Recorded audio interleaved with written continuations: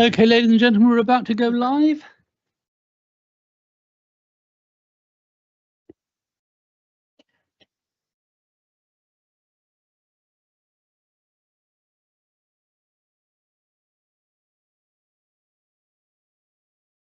Are we ready? Yeah. Okay, the live stream has started. Good evening, everybody, and welcome to this meeting of Boston Borough Council's Overview and Scrutiny Committee. I'm Paul Gleeson, and I'm the chair of the committee. And with me this evening is Councillor Neil Drayton, my vice chair. I would like to take this opportunity to thank Councillor Susan Welbury, who was my vice chair for the last 2 years on C&C and was a great support to me. So thank you very much, Susan. Cheers. Thank you. I would like to remind everyone attending this evening that the meeting is being streamed live on YouTube. Would all persons address this meeting please do so through the microphone system at all times. This meeting is being recorded. Please ensure that microphones are turned off after speaking. As there's no members of the public, we can carry on here. We will now move to the preliminary part 1 of the agenda. Apologies for absence.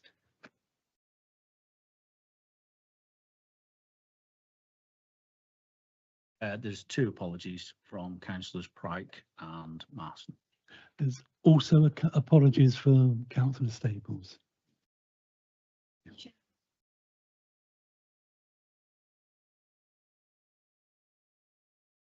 It's working.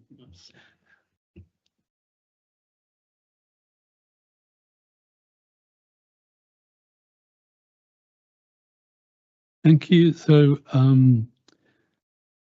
are there any members wish to declare any interest in respect to any items on the agenda? No. Do I have permission to sign the minutes of the Environment and Performance meeting held on the 11th of February 2025?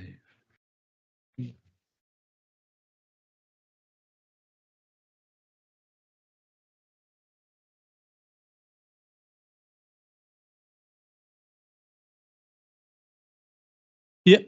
Yeah, sorry. Yeah, on page 2. Yep. Just a clarification of there's a couple of questions there about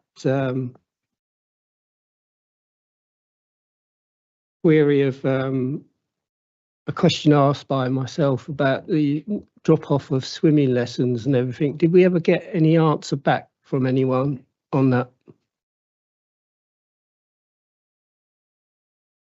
Would that be chased up if we haven't? Yeah, apologies for that.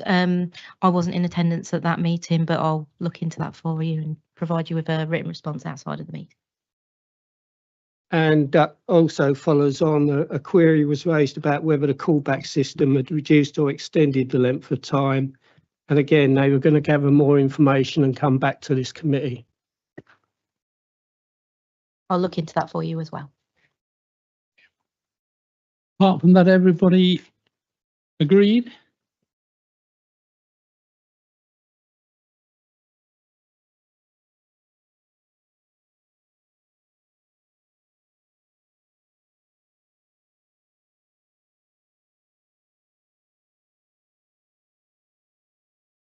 Then we have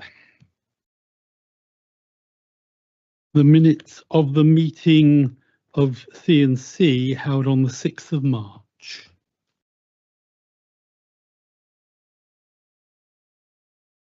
Is that agreed?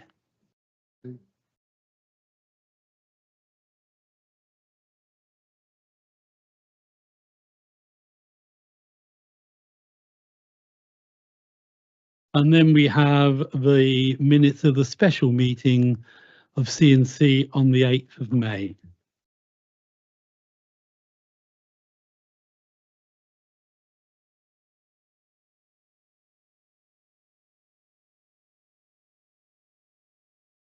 Thank you for that.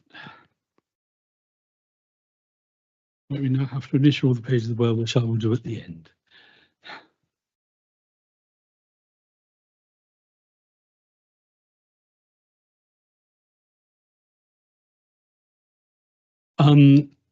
Are there any questions from members of the public received 2 clear working days prior to this meeting? There are no questions for this meeting. Thank you. That concludes the preliminary parts. We now move to part 2 of the agenda items. Item 1 is the Equality, Diversity and Inclusion Strategy and Action Plan.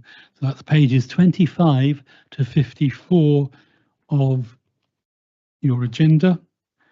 Our first item of business is the Equality Plan report, which is on page 25, which I already said, of the agenda, and this will be presented by Rachel Robinson, Group Manager, Organisational Development, who is joining us virtually. Welcome, Rachel. Thank you, Chair, and good evening. So the report brings forward a proposed equality, diversity and inclusion strategy and action plan as set out on pages 31 to 44 of the report pack. The strategy has been developed following stakeholder sessions with representatives from our workforce, councillors, residents and also partners. And it aims to ensure that services are accessible to all. It includes an action plan which is set out in the report pack on pages 45 to 54, and that's around ensuring commitment translates into action.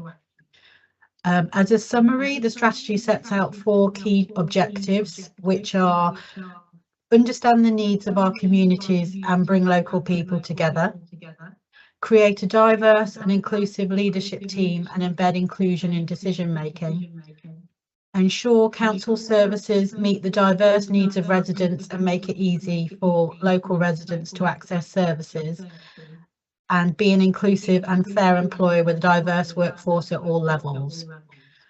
The action plan sets out proposed actions under each of these objectives, but in summary it creates a focus around training and development, policy review, community engagement and monitoring and evaluation.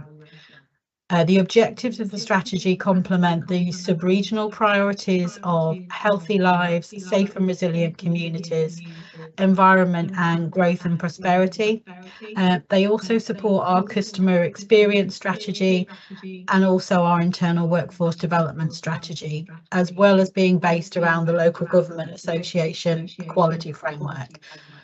So the recommendation within the report is to review and provide views on the Equality, Diversity and Inclusion Strategy and Action Plan. And so I welcome any comments and feedback. Thank you. So we're being asked to review and provide views on this report. Councillor Gilbert. Might as well be the first one out of the trap. I must say, I don't want to sound Trumpian, but I'm really quite opposed to this sort of thing. These policies, I don't think they actually ever achieve the objectives that are intended for them.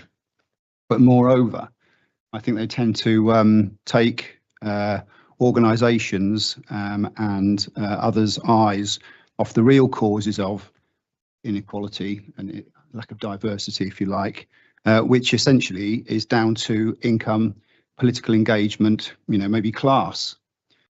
Creating a series of identities around which you base policies of this sort, I don't think actually ever achieves what it's supposed to do.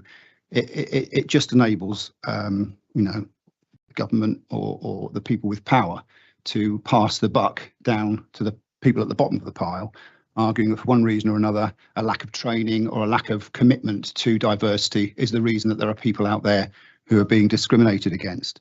It's always struck me since we started talking about these kind of policies that it's a sort of Blair era strategy for dealing with the obvious inequalities thrown up by the global neoliberal model. We all know the neoliberal model, creates huge distinctions in wealth and power. And rather than actually drilling down into that and looking at what's really going on there and trying to empower ordinary people to give them more of a stake in their communities and more of a stake in society politically and economically, we create policies like this which throw everybody off the scent. They're not based on economics, they're not based on political engagement, they're not until recently based on biology.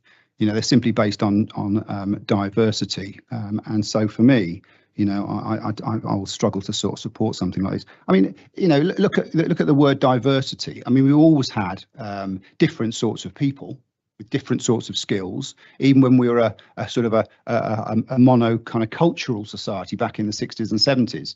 And the way that was resolved was through people working together collaboratively, not through government diktat and policy, but people working together, recognising they had different skills, recognising how their different skills were compatible with one another, and making a success of things. And it's the same with inclusion, you know. We don't really have a policy of inclusion because we still grade people. We still categorise people by intelligence, by ability, by the language codes that they're able to use, which is why predominantly senior management teams are still sort of by and large white middle class, even though you have policies which are intended to address something like that. And then finally inclusion, if you like. Equality. I've already made that point about class and political power. So I think for me, it just sums up where I'm coming from. I don't really agree with this. I don't think it ticks the boxes. Or I think it does tick the boxes, but it doesn't actually deal with the problem. Thank you. Sorry, Chairman, can I just interrupt? I think the Rachel who's online is having trouble hearing the speaker. Is your microphone is definitely on? Yeah. Can you hear me, Rachel? She can't hear. Could anyone hear me? Oh yeah. I mean, anyone online? Anyone else online who could hear me? Got two people. So Rachel, can you hear anybody in the room? Rebecca, I can hear you completely fine. Perhaps it's just Rachel's computer. Well, she can't really answer, and she's the one sort of presenting the paper, isn't she? Yeah. Yeah. So Rachel, you can't hear anything at the moment. No, she can't. Doesn't look like she can. Well, she can't really address that. Are you able to ring her?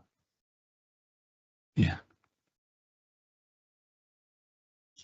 If we just hold just a little bit to see if we can establish sound.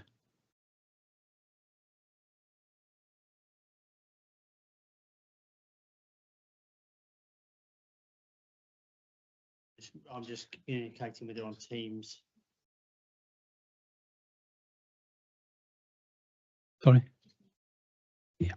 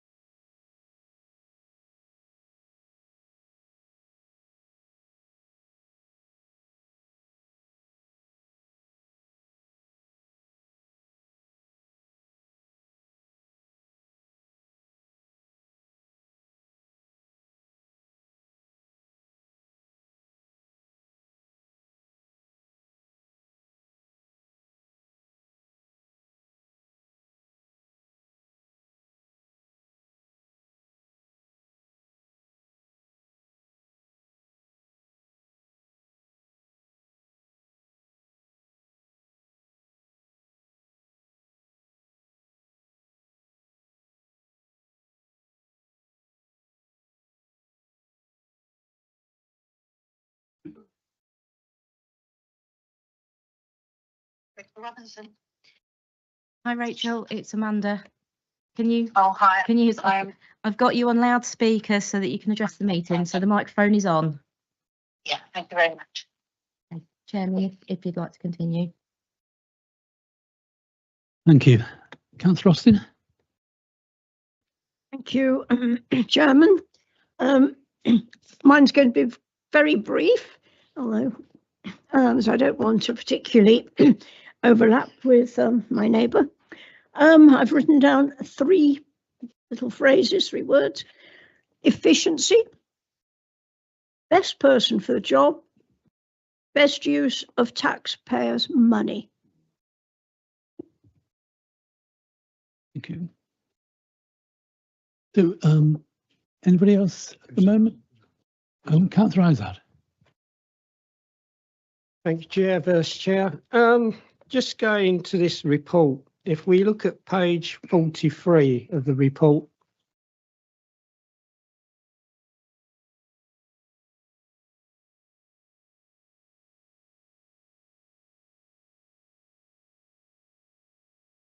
it shows the census from 2021, and under the category of race, you've got a breakdown of what the census found in Boston in 2021, with a comment that the population is less ethnically diverse than national average. But that kind of doesn't make sense when you turn to page 36.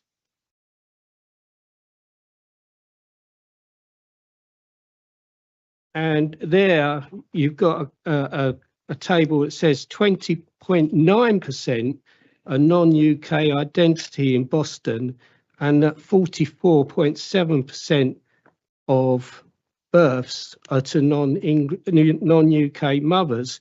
And I just don't see how the census in 2021 had such a low scoring compared to our own figures on page 36. And if the government are using the figures on page 43, they're not going to see that we need any kind of help with diversity.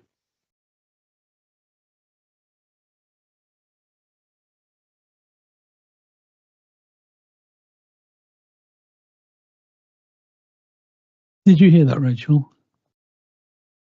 Yeah, I heard that there was some discussion around the figures that were presented by the 2021 census and then in comparison to pages on 36, but I didn't quite hear what the question was.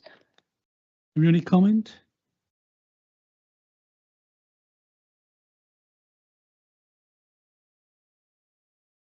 The question was that if you look at the high number, the high percentage on page 36, that kind of says that 20.9 are non-UK identity, and that 44.7% of birth mothers are non-UK. It doesn't really make sense with the census figures on page 43, and I don't think, there's been that much change in Boston in a period of 4 years. Just kind of wondering what statistic is right. Is the statistic on 43 right, or is it the one on page 36? I can come back with a more accurate answer with that one and check into those figures in there. But it's likely that obviously from a census perspective, it's the completion, ensuring that people are actually completing them. But I'll come back. I'll look into the figures and kind of read the transcript to make sure I'm understanding the question correctly, because it's breaking up a little bit. My apologies. You okay with that? One more question. Chair. Yeah, and also what stakeholders were used to format this report? It mentions 1 or 2 different stakeholders, but was there anyone from our communities from, say, the Lithuanian or Ukraine or Bulgarian, Romanian, and the many others? Were they invited to input onto this report? Yeah, so we had a cross-section from the workforce, from councillors, also residents, as well as partners who kind of feed in and obviously work with our communities. So that was from Links Digital, Citizens Advice, and Shine Lincolnshire as well. Okay.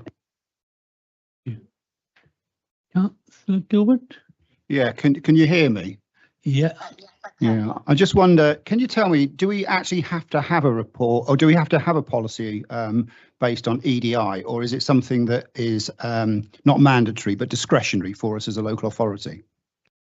Well, we're all have to comply with the Equality Act of 2010. As a local authority, we also have the additional requirement of the the public sector duty. So the equality duty is part of that. And as part of that, we have to set objectives of how we will advance and support equality, diversity and inclusion for our residents. So arguably we not necessarily have to have a strategy around it, but we do have to publish objectives. Yeah. Now you can hear me. Thank you. So can I just ask you, in terms of the way that inclusion is defined, it seems to be by and large defined around certain characteristics defined by the Equalities Act. Is there any way of actually looking at other characteristics, if you like, such as power or political exclusion or economic disadvantage, and including that in a report of this sort?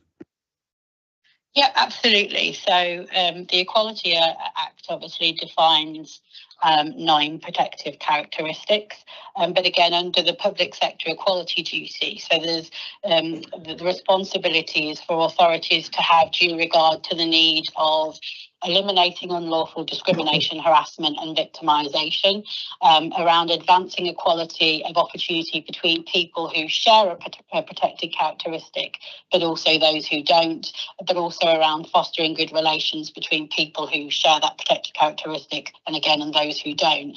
Obviously, the minimum of the 9 protected characteristics, but obviously as an authority, we have the ability to widen the scope of that.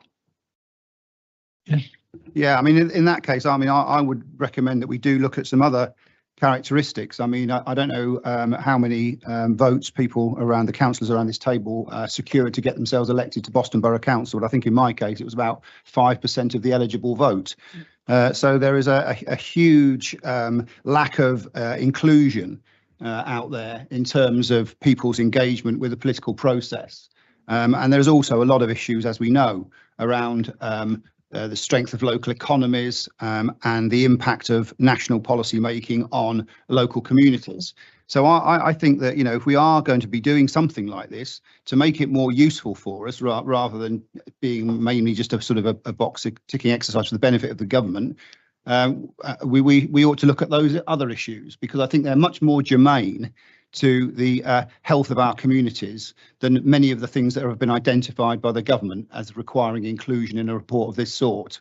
As I say, I'm generally pretty ambivalent about whether these reports are of any actual use, but you know, if we have to have one, let's make it much more relevant and much more relevant for Boston.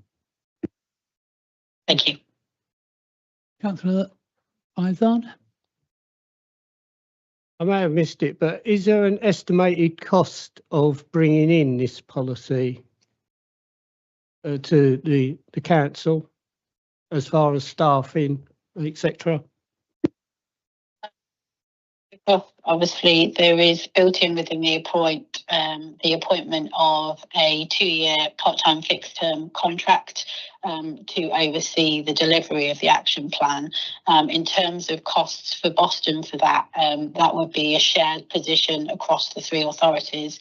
So the cost to Boston would be the salary cost of just over £7,000, which includes on costs. Thank you very much. Councillor Welbury. I'm just wondering how results are measured at the end of the report. What is the criteria that we're working towards? Yeah. I do tend to agree with Councillor Gilbert. It's a bit verbiage. It seems a bit off the peg. If you look at the census, which I guess it's based on, it all points to an older generation. All the points that are mentioned in the census seem to dictate that the population is ageing. And I agree with Councillor Gilbert, but maybe we should be focusing on that kind of thing, as well as the other items of the report, which seem to be a bit standard to me. But, you know, I'd like to know how we're going to measure results. Did you get that? Thank you. So within the action plan, obviously we have each of the individual 4 objectives, and then what we're expecting is the outcome and how we will deliver those. But also some of that stuff will come through the reductions around things around hate crime, for example, as one of the examples, but also through our resident survey and the feedback that we receive locally from our communities and our partners.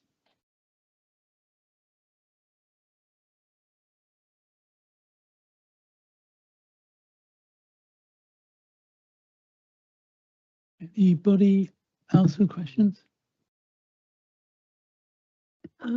Sorry, were you asking if I had a question? Yeah. Well, doing all this, does it actually benefit anyone? Anything? You know, what good is coming out of this? My apologies, I didn't hear that last part. The question was, what good comes out of this? Is there any benefit? I would suggest that the benefit would be in terms of the accessibility to our community. The whole point with kind of anything that like this is recognising that not everyone has the same starting point in life, recognising that there will be people within our communities that face challenges, and it's around what we can do to mitigate them. So some people are facing additional barriers that they have to overcome to access our services or go about their daily lives.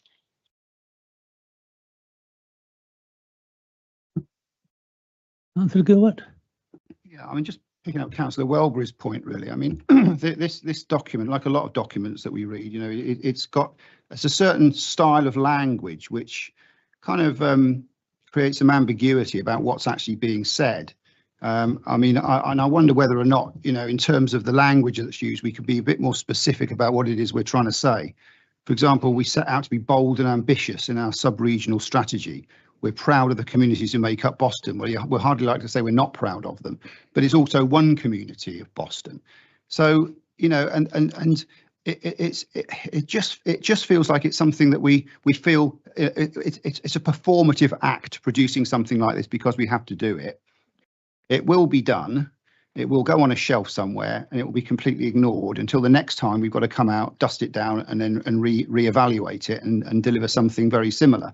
So I just wonder also if we are going to be going down the road of looking at some other characteristics, which in our opinion, age, political engagement, maybe economic strength of the local population, we could look at the kind of language we include in this and try and make it less like we're saying something performative and actually saying something very real and deliverable.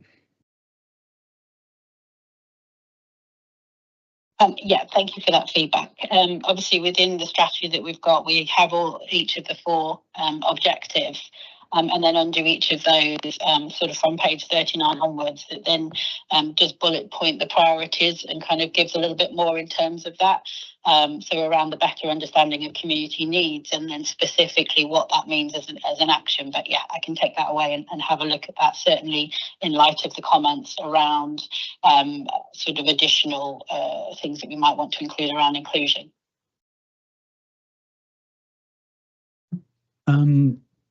Anybody else? No, I just obviously on the action plan, we haven't got the people who are going to be involved, but I assume that will be filled in later. I mean, in general, I don't disagree with the comments I've been making. I do feel it's a relatively well-written report, but I think there is an argument maybe for it being in maybe plainer, more focused English and looking at the wider causes of this in our community.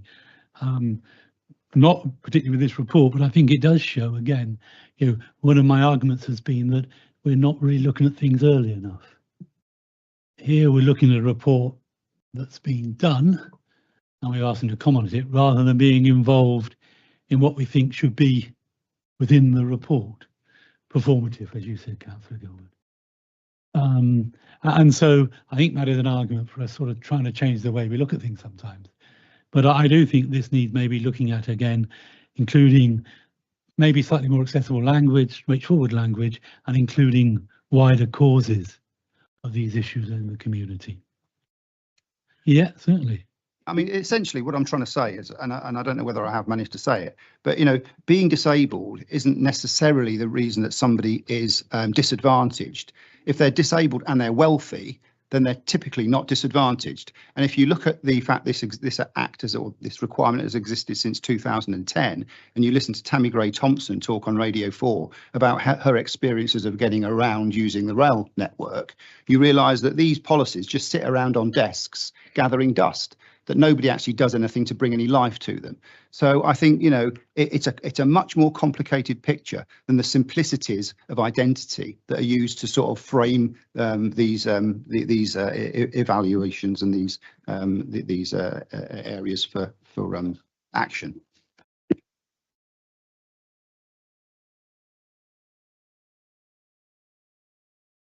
Any else? You've noted the comments people have made.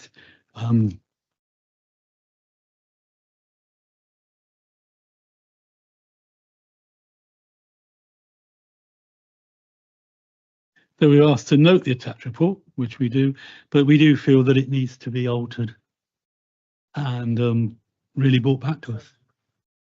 Yeah, and maybe with more involvement from Scrutiny in the development of this.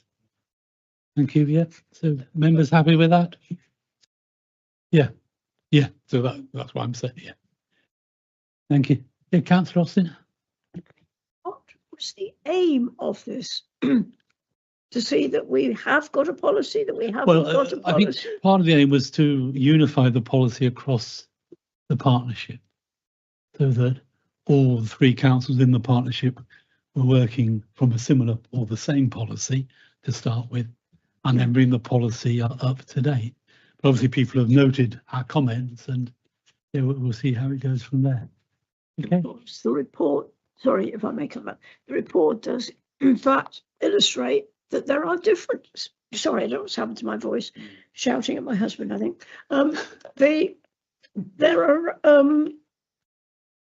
3 different councils, and with our demographics are not the same. Yeah. And, you know, they tell us that. Diversity. Yes. Or a fact. Everybody happy we move on? Yeah, thank you. Thank you, Rachel, for joining us. You don't have to watch the next bit. Thank you.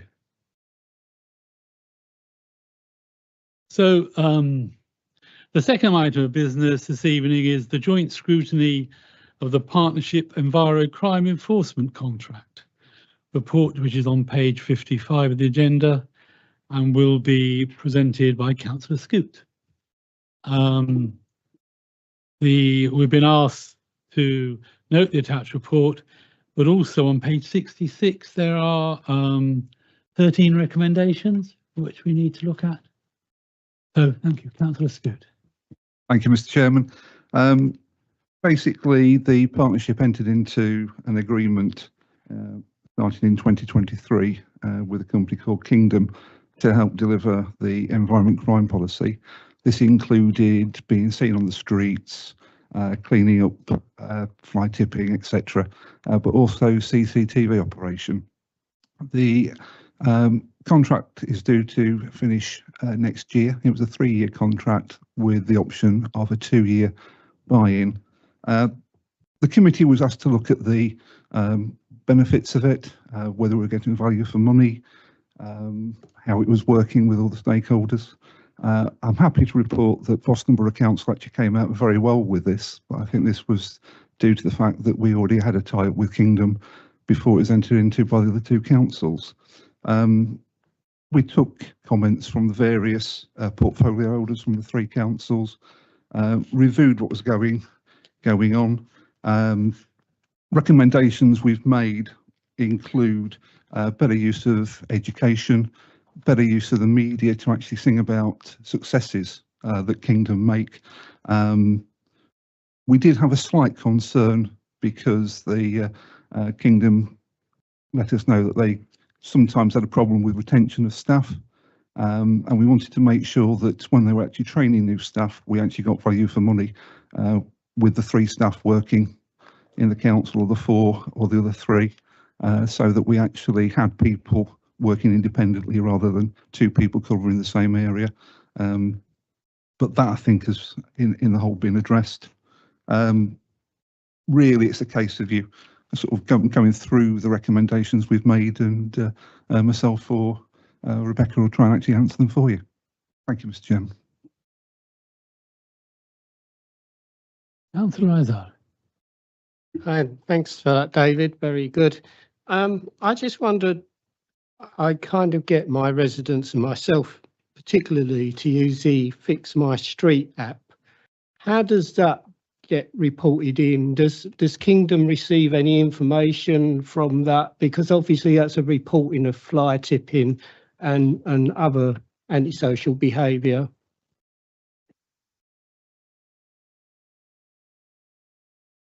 Want me to respond to that? Yeah.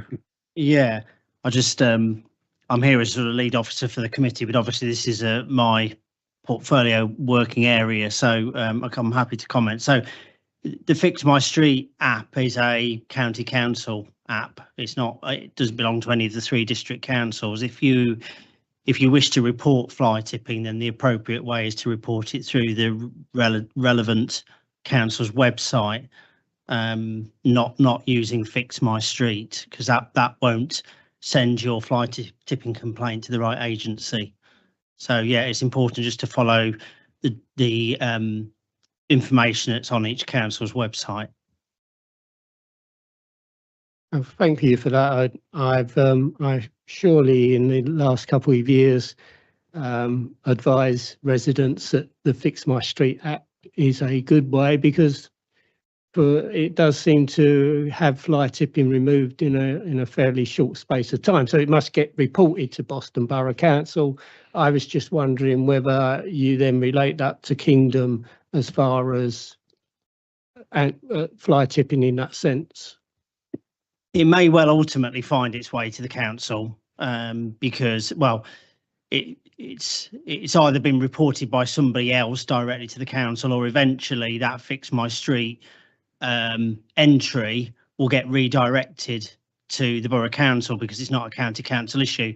But the most efficient way and the quickest way you'll get action is to report it directly to the relevant council.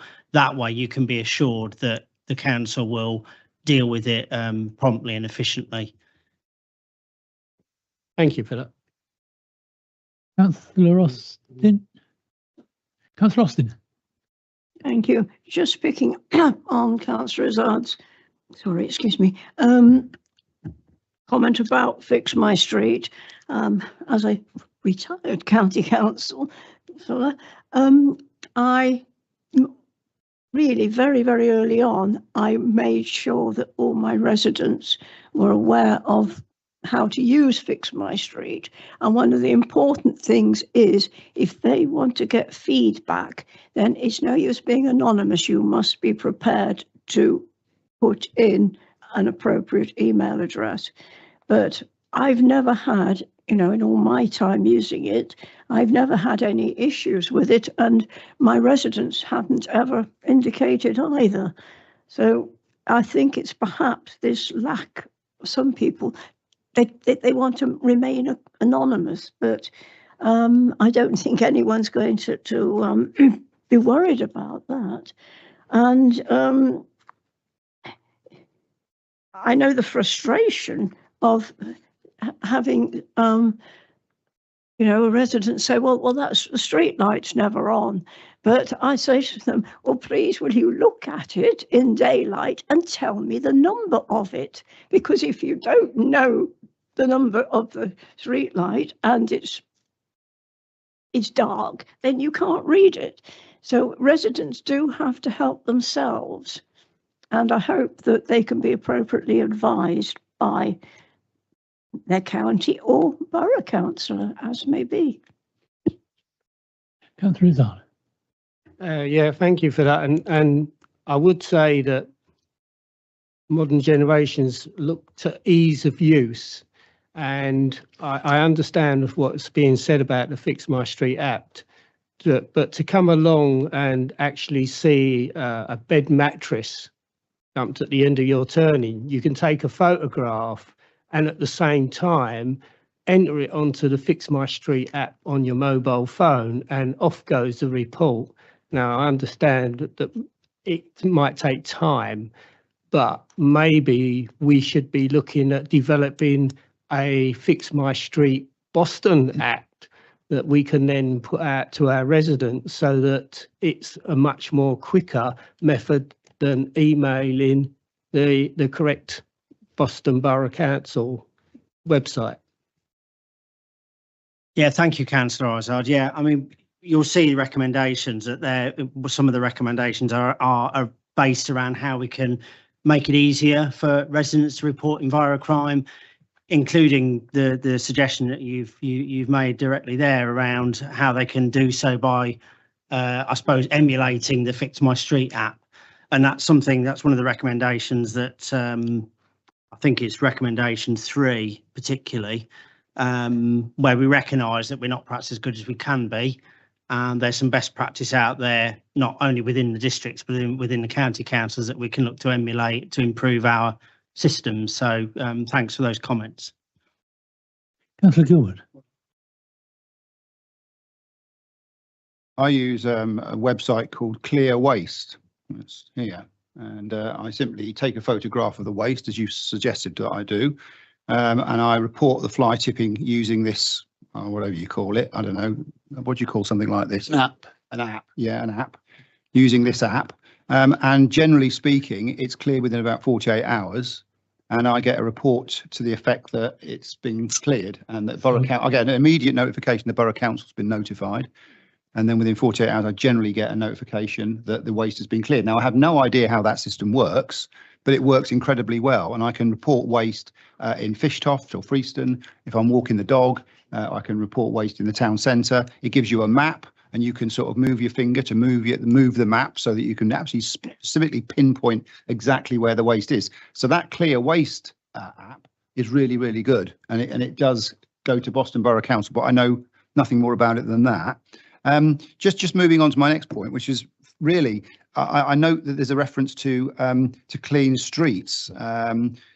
Officers receive good intelligence, allowing Operation Clean Streets. I wonder whether or not there's any possibility, given that we've got Boston 400 coming up, to extend the role of the enforcement officers to getting the wheelie bins off the street, or to have some serious investigation into why we are still having wheelie bins left on streets. This has been a problem issue for me, probably for the last 10 years, and it's never been satisfactorily resolved. And I do think with Boston 400 coming up, and hopefully lots of tourists coming off Boston railway station, the last thing they want to be met with is a collection of different coloured plastic bins. It does detract very much from the appearance of Boston, as a tidy and a very, very proud historical market town. So I think that maybe could be included in something like this, if at all possible. Sorry, Chair, just to add one more point. I was thinking back 2 weeks ago when I reported some vegetation overgrowth from Network Rail. And of course, they're very complex to try and contact. It's not like contacting Boston Borough Council, which is quite easy. But again, you're using the Fix My Street app. I then got a report back saying that it was being forwarded on to the relevant department. And then I got an email from Network Rail saying that they've inspected the site and work will be done. And lo and behold, actually work was done, which was even more amazing. So whilst we shouldn't diss the Fix My Street app, because for other bodies and other reporting mechanisms, whilst we have got one we could use for Boston Borough Council, there are other bodies and areas, including the NHS, should you have any items on the NHS, that may well be a useful tool to use. Councillor Austin. I don't know whether Christian can answer the question I'm going to ask. We know that certain parts of the town, thinking of wheelie bins, I mean, I've got a road like that, which is, you know, terraced houses, turn of the last century. And in my case, they're backing onto the river, but the street is narrow, the footway is narrow. And I think somewhere in town itself, we've had this discussion about, probably in Councillor Gilbert's sort of area, but it is an agreement of where do those residents put their bins to be emptied rather than just on the narrow street. Sometimes there's a situation where they can, that there's some blank land, you know, empty land at the end, but you know, ought we as a borough, since we do use wheelie bins, as distinct from our neighbours South Holland, who I don't think do yet, do they? No. But you know, have we really turned our attention to what those houses that are those terraced houses with very, very little leeway, you know, what they should be doing? How can we make it easier for them? Councillor Gilbert. Yeah, I mean, just to sort of segue two conversations into one, hopefully one discussion around EDI. We've been talking about EDI, equality, diversity and inclusion. And yet the people who are most impacted by wheelie bins on narrow streets are disabled people. And there's also some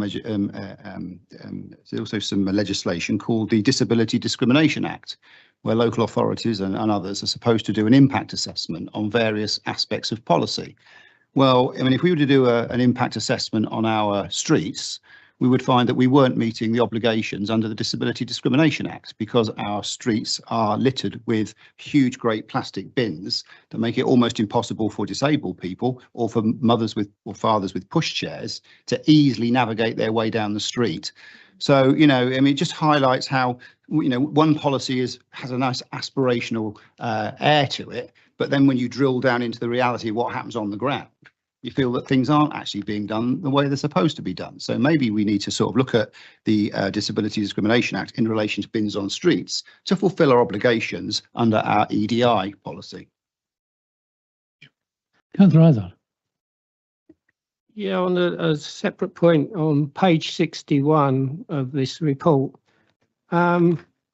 So the contract was mobilised on the 1st of March 2023 for a 3-year term, and that's why we're kind of reviewing it. Do we know over those 3 years what the return back to the council? I see that 90% is retained by Kingdom and the council retained 10%. But have we got any statistics to show in year 1, year 2 and year 3? Becca, do you? Thank you. I mean, the financial return from the contract was one of the areas that the Task and Finish group scrutinised across the 3 councils. So that was something that was looked at. The contractual arrangement is that the Kingdom retain 90% of the income from FPNs and the fixed penalty notices, and the 3 councils retain 10% of that.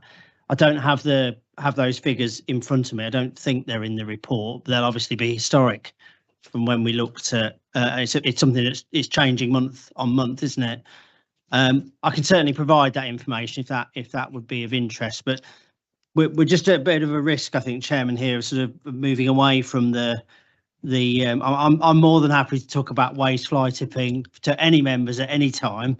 But just remember that the reason we're here is to look at the recommendations of the Task and Finish group, and particularly just to sort of agree those recommendations. And we're at risk of straying into all sorts of areas of waste and fly tipping, and by all means contact me outside the meeting, but perhaps during the meeting today isn't the time and place. Which was bringing me on to what I was going to say next. So look, we've got these 13 recommendations.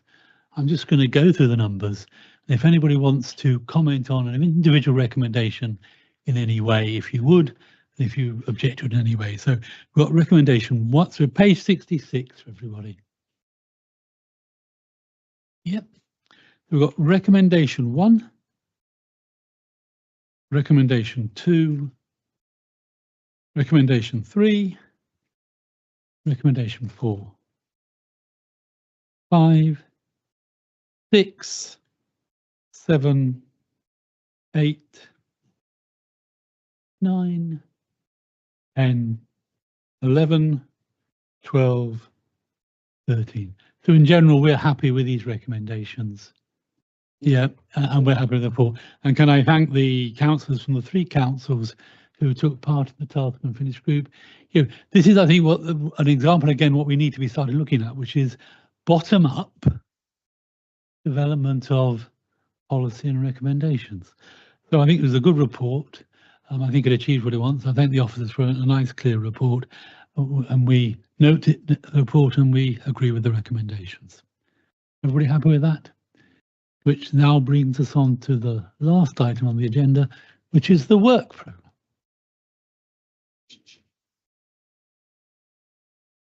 Thank you, Chairman. Appreciate your words with regards to the previous item. Thank you, and I'll pass that on to my colleagues that were part of that process. Yeah, the work programme is shown on page 69 and 70.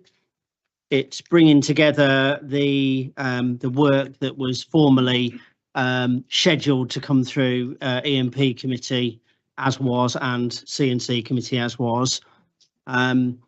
It's there for you all to see. That's the programme we've got ahead of us. I wasn't going to say anything more, Chairman, but I know you've got some comments you'd like to add. So just before we go into this, for the last 2 years, I've had in sort of June, July time, an informal workshop for members of Scrutiny, and in truth for any members of the council, where we're not on live stream, no questions are silly questions, and we can talk together and go through things we want to look at, issues within our ward and stuff like that, and start to develop, because what I want to see is a more bottom-up programme for us. Because most of the work on here is performative.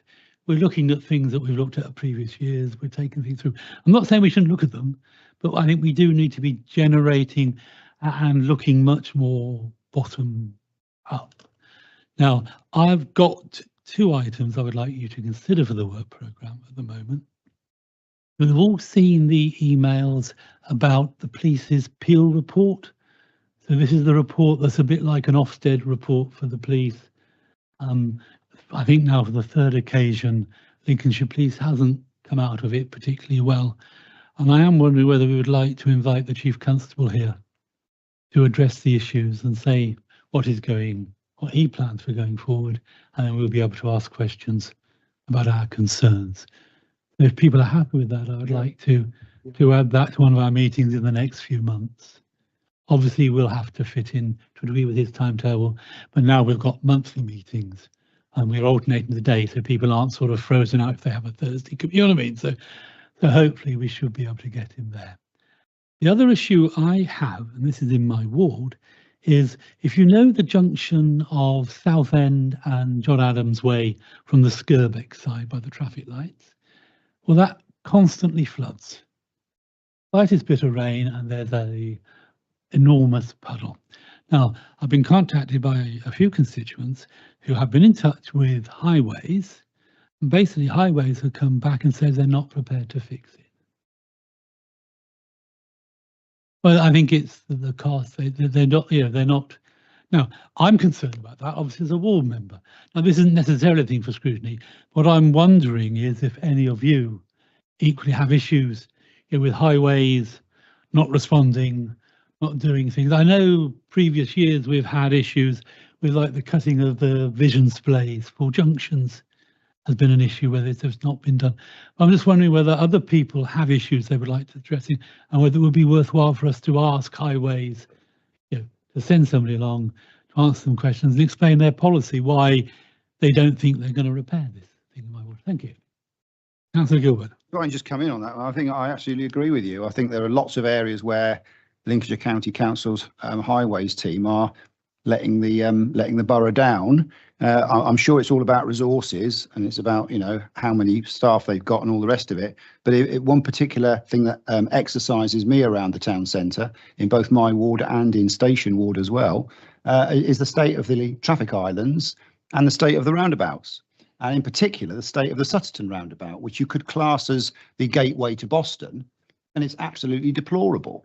I don't know when the last time it was tidied up down there, or the verges were cleaned, or the roundabout was sort of cleared of moss, but it's absolutely dreadful, and it gives a very, very poor impression of Boston when people are arriving in this part of Lincolnshire.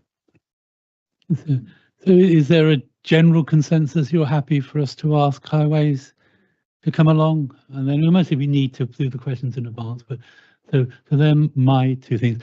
Councillor Austin? You've got a completely new set of county councillors representing the Boston Borough. So why not give them something to do? Something to think about. Well, to think about, yes. I know Councillor Savicki, and you had something you'd like to raise. I was thinking, is it possible to scrutinize licensing application forms or system, how they work, and planning permission system as well? Wordings, as when I've been on a licensing, I just feel that people don't understand the bits. Would that be possible to do any changes for us to scrutinize and go through procedures? So this isn't looking at decisions of planning. This is just literally, how accessible the system And is. fix my street as well, with actually, would be nice if possible. Yeah. That's a good one. Is that another EDI matter there, possibly? I suppose, have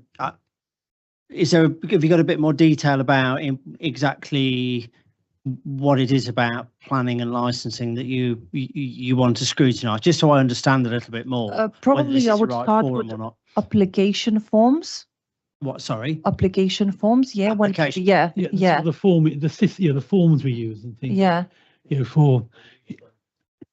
Are they user friendly? Are they crystal mark and user friendly and things like this? Yeah. So around sort of making the licensing process more accessible, easier to use. Yeah, and the application for planning and planning. Okay. Yeah. So this is general terms and accessibility to services. Yes, I just feel that we're losing money there, especially with the planning applications, as I've been there myself, and I know Lithuanians, and I think it's quite difficult to go that way. So if it's possible, could we do scrutinizing any changes or anything about that on our work program? Makes sense? Yeah, yes, it does make sense. Thank you. Yes, for that clarification. Sounds like a possible topic for scrutiny. Yeah. I mean, there may be different ways that you want to scrutinise that. Maybe through task and finish for a working group, or even an all members briefing. Yeah. But there may be the topics that we can certainly. If we could just have maybe a general quick report to start with, just on the sort of forms used at the moment, then we've got them to look at and stuff, and then maybe we can look at a task and finish group or something similar, then to look at them, sort of thing. Yeah, I'm happy to work with you, Lena, and with you, Chairman, to sort of scope something up. They just need to be clear to the assistant directors that we need to provide that report exactly what it is we're asking for. So maybe it's a conversation we can have outside of this meeting. We can get our heads together and scope out a little bit more exactly what you want, and I can ask the relevant ADs to support that process. Just have a think about it and see what. Yeah. Thank you. Councillor Gilbert.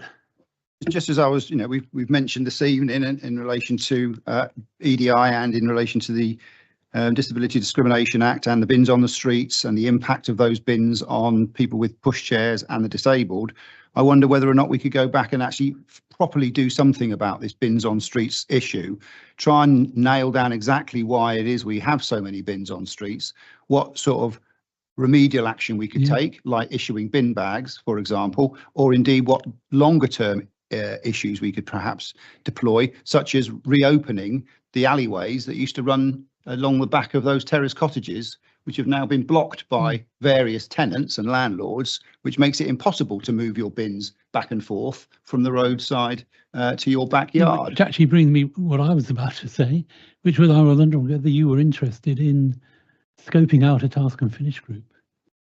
And then we could bring that to the workshop and look at doing a task and finish group on that street furniture thing and answers, and look what other councils do and things. We can have a look at that. I mean, I think we need to, I mean, it may require some officer time, maybe knocking on doors, maybe speaking to residents, looking at the rear of people's yards, finding out when the yard was blocked up, making access impossible, because it basically comes down to that. When I first moved here, you know, people moved themselves around the backs and the fronts of their properties quite easily.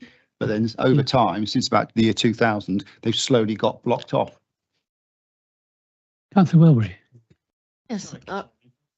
Yeah. No. Can I was just going to help really, or hopefully help. I think your suggestions are good ones, and I think probably scoping and discussing it outside of the committee meeting is probably a good place to start through this workshop session you're proposing.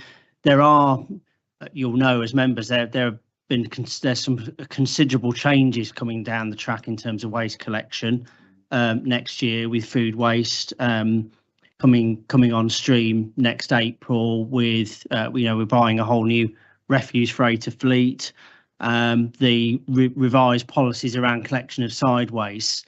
I think there'll be ample opportunity, I think, during the development of those services for members to contribute and to influence and help shape those services, either formally through scrutiny or through the governance processes of reports going through cabinet, etc.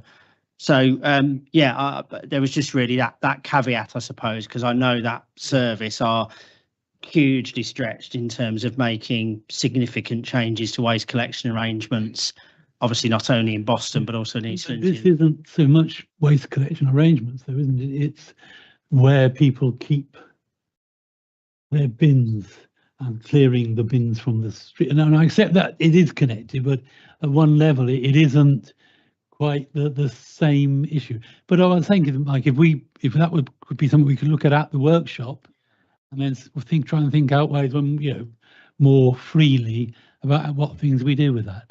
Yeah, if we could arrange a meeting then to talk about that. But I mean, I also think as well that if we are going to be opening up the alleyways at the back, there's probably going to be some financial implications for the various residents or the landlords of the properties. And it may be some of this town deal money that we've got some flexibility to spend creatively, might actually assist us to enable those alleyways to be reopened. I don't know. I mean, it seems to me if we've got money coming in, we might as well use it to improve the overall appearance and amenity of the town. And that's one very important way of doing it, to find a way of providing some resources for people so they can open up the alleyways at the back of their properties and start using their bins in the way that, they're supposed to be used, rather than leaving on the streets all day and all night. Councillor Welbury. I was just following on exactly what Christian said. I know you're very keen on pre-scrutiny, Chairman, and with the waste changes coming in, it seems to have. It was so I think we'll look at, because where are you going to keep these waste bins? So we'll have waste, I think, as one of the topics on the workshop. We could use that as one of our first pre-scrutiny and make a real difference. And then finally, from me, there's been added to the long-term sort of plan of work, the forward plan, on the beginning of May, a issue of, sorry, I've now lost it, a plan for neighbourhoods. So this is a report that's going to Cabinet about as I understand it, the £20 million that we're getting. Now, I think that should come to us before it goes to Cabinet, assuming it is it's not just some sort of small updatey thing, because it's not very clear on the forward plan what it is. But it actually is if it's a full report thing, I think that needs to come to us in June before it goes to Cabinet in July.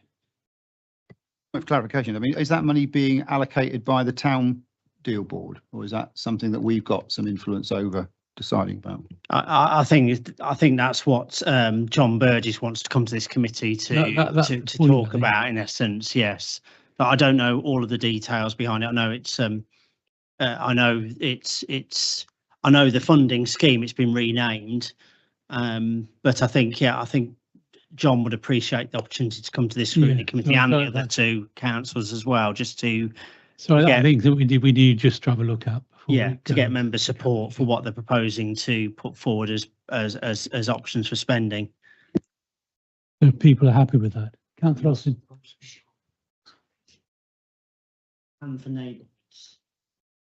Yes, if you obviously if you search for Boston Borough Council forward plan, each month we issue there's a forward plan, and one of my sort of jobs as chair of this is to look at it. But it's well worth looking every now and then, because things do get added, and it's then obviously if you're worried about something, to flag it up, me and the committee, and then we can make sure it is coming into scrutiny. But if everybody's happy with that, nothing else to add. Yeah, Christian. If I may just make a comment, I think we've got be aware that obviously it's a single committee that's working, that's meeting. I think it's every month or every 2 months. Every month. So there's going to be constraints really on the numbers of topics and the volume of work that we can just process as a team through governance in that time period. Oh, no. And also just to be aware that there's some standing reports that as a scrutiny committee we have to come through here. Statutory reports like the annual CCTV report, annual antisocial behaviour report. Members will be familiar with those around the table. So there's some things already in the programme. I accept that, but obviously we're meeting monthly. So what I'm saying, I accept that with the last item, because it's going to Cabinet in July, it needs to come with some urgency. But the other things obviously can be spread with a nice long running for staff. I mean, I'm not looking to make extra work for staff. What I do want to make sure is that we end up a bit or not in the position we were with the first item tonight, where we're in fact, we're not really convinced by the report. It's the true matter of it, because we weren't really involved in its development. Councillor Austin. Is it envisaged that a plan for neighbourhoods would be mainly looking at the town itself, or do you see it would also go into the parishes? I genuinely don't know, which is why I want it to come to scrutiny. Yeah, that's I really want a nice overview, and then just some idea what the hell was going on. Yeah. So if people are happy with that, Councillor Hazard. Just the last bit on the previous discussion. Obviously, this is a new kind of rollout for the Boston. We did say, I think, that we would look after 6 months to make sure that this committee was working well, that everything was being scrutinised in time. So if we get to the 6 month period and we feel that it's not working from both sides, that's the time when we can discuss whether we go back to 2 committees or extend the time of each committee, etc. Yeah. Everybody happy? I close the meeting.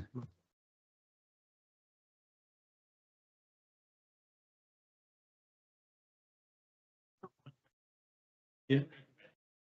I know things about drains. I'm a chemical hygienist, right? It's and a lot of them drains are blocked, like those drains going through because the shite down them, coming down the drain. So if you've got aluminium baskets with little holes